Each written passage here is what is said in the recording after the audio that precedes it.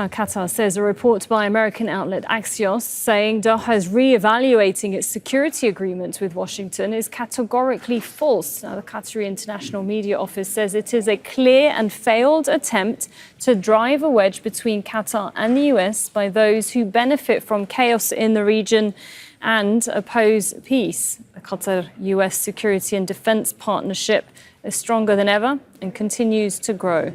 Our two countries have supported each other for many years, and we will continue working together to promote global peace and stability. Well, joining me now in the studio is Salman Shaikh, a former UN official and founder of the Shaikh Group. That's a peace-building organization. Thank you very much for your time. So this is there's been a lot of questions from people as to what does this mean now for the Qatari-US relationship. It's an alliance that both benefit from. This statement very clearly now from the Qataris, and also when the Prime Minister was questioned yesterday evening by one of the American outlets, CNN, how did they feel about the US reaction and its involvement or lack of it? He seemed to say that, things are fine between them. Why do you think that is? This relationship will endure because it's very much needed. And it's not just for Qatar, it's for entire regional security. And even President Trump's professed aim of peace and peace in the region. And we all know that Qatar is a very critical player in that. It's mediating not just the conflict regarding Israel and Palestinians, but 10 other conflicts at this moment in time. But Sarah, I sat in this chair 2 years ago nearly, and I described Prime Minister Netanyahu as being on a runaway train. And I also referred to President Biden and his red lines, which were being stepped over. This is what is really the story. Is the US president going to now stop Benjamin Netanyahu? And if he doesn't, along with Biden, he'll have the distinction that not since the 1950s has an American president not stopped an Israeli government. Eisenhower did it in '56. Even Reagan did it with regards to the Lebanon withdrawal. We had it again with Bush the father in '92 regarding settlements. He was even going to take away loan arrangements and such. I was in Lebanon in 2006 when his son, Bush the son, finally forced the Israelis, because they weren't making any headway in Lebanon at that period in time. And Obama didn't allow an attack on Iran. So President Trump has to work with regional leaders. And I think maybe he'll hear a very loud and clear and a coordinated message, the likes of which we haven't seen before.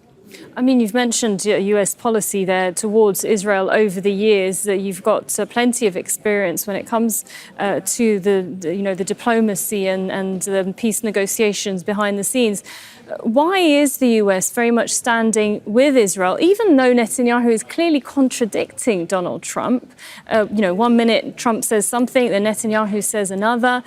Why is the US very much backing Israel now, despite the accusations of genocide and despite what we're seeing is a change in the wave? You said you sat here in the studio 2 years ago, but 2 years ago, almost the whole world was saying Israel has the right to defend itself.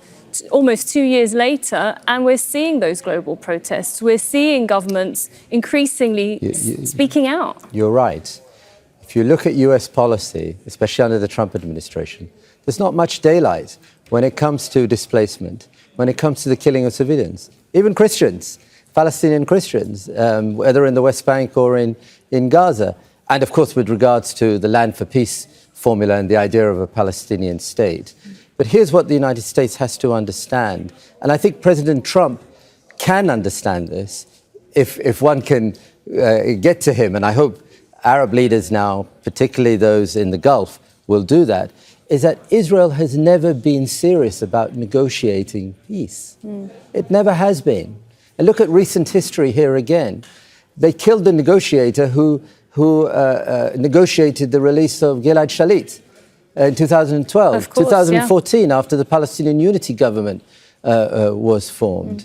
Now, every occasion that there is, when Netanyahu always changes the goalposts.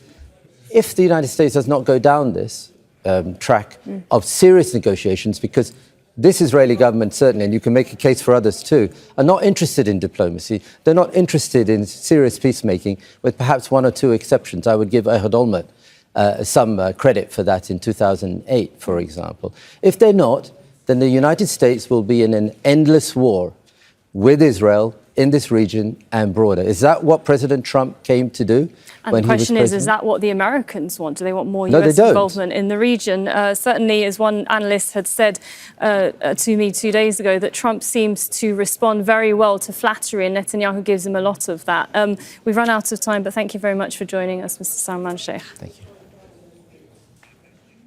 Don't miss out, get the full picture. Subscribe to Al Jazeera for reliable news and expert insights. Like, share, stay ahead.